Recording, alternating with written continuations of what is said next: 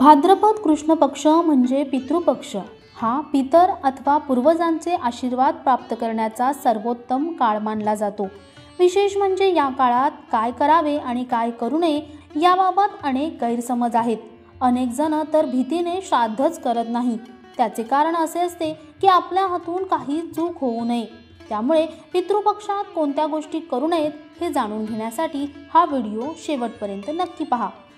पितृपक्षामध्ये लसूण, कांदा, मांस, मद्य आदींचे सेवन करू नये हे निषिद्ध करावे। तसेच या काळात घरातील वडीलधाऱ्यांचा आणि पूर्वजांचा अपमान करू नये, यामुळे पितृदोष होऊ शकतो। तिसरं म्हणजे पितृपक्षात स्नानाच्या वेळी तेल किंवा उटणे इत्यादींचा वापर करू नये। चौथं म्हणजे या काळात कोणतीही धार्मिक किंवा शुभ कार्य जसे की जावळ, लग्न, गृहप्रवेश, नामकरण इत्यादी गोष्टी करू नयेत। पाचवं म्हणजे पितृपक्षाच्या दरम्यान गृहप्रवेश करणं वर्जित असतं। मान्यतेनुसार असं करणं अशुभ मानलं जातं। सहावं म्हणजे पितृपक्षात केस आणि नख कापू नयेत।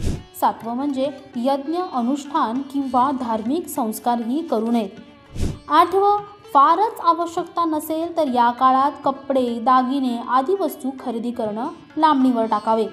आणि नववं, कोणाकडूनही उधार पैसे घेऊन कोणतेही कार्य करू नये। वरील सर्व माहिती तुम्हाला कशी वाटली आम्हाला नक्की कळवा आणि अशाच नवनवीन व्हिडिओंसाठी नवशक्ती यूट्यूब पेजला लाईक, शेअर आणि सबस्क्राईब करायला विसरू नका। धन्यवाद।